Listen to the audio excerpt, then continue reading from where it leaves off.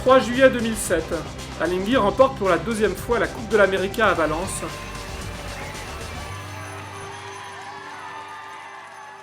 Quelques semaines plus tard, Larry Ellison et le BMW Oracle Sailing Team se lançaient dans une longue procédure judiciaire et dans la construction d'un trimaran de 90 pieds pour la 33e Coupe de l'América.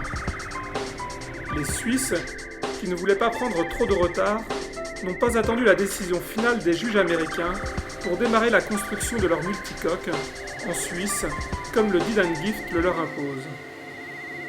Les juges ont finalement tranché au printemps 2009. La 33e édition de la Coupe de l'América pourra se dérouler sur des multicoques en février 2010. Alinghi et BMW Oracle s'affronteront donc sur un plan d'eau qui ne sera dévoilé par les Suisses que le 8 août prochain, soit exactement 6 mois avant le coup de canon de la première régate, comme le règlement le leur impose.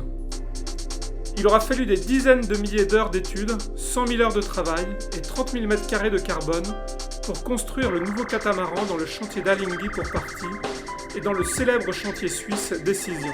L'architecte, Rolf Wrolik, a fait appel à Nigel Irons et Benoît Cabaret pour leur grande expertise en matière de multicoque, alors que leur confrère français Vincent Loriot-Prévost travaillait sur le projet de BMW Oracle aux États-Unis.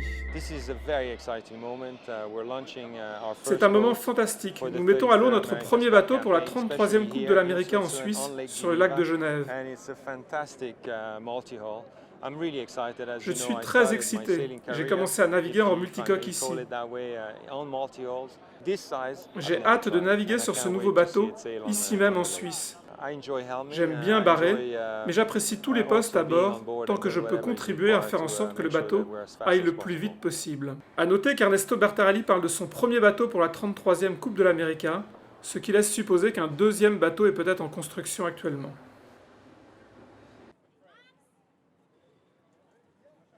La marraine, Kirsti Bertarelli, a cassé la bouteille de champagne avec succès sur l'étrave du bateau suisse, sous l'œil satisfait de son mari, qui lui avait donné les bons conseils. Comme la Coupe de l'América est souvent source de démesure, c'est le plus gros hélicoptère jamais construit, un Mil Mi-26 soviétique, qui a ensuite pris le relais pour le premier voyage du catamaran dans les airs.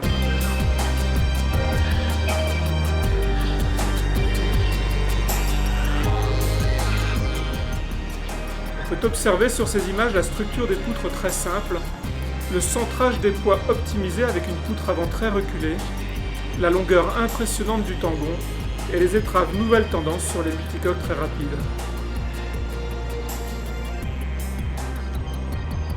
Un petit parachute fixé sur la plateforme évite au multicoque de partir en vrille durant son transport.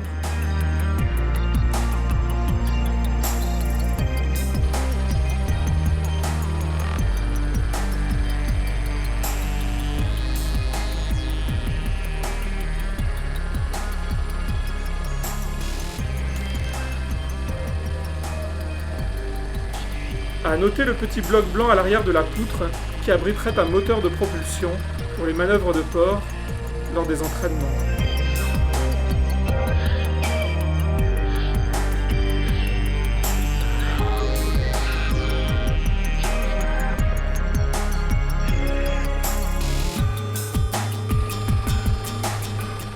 Le mât de 50 mètres suivait quelques minutes plus tard sous un hélicoptère de plus petite taille.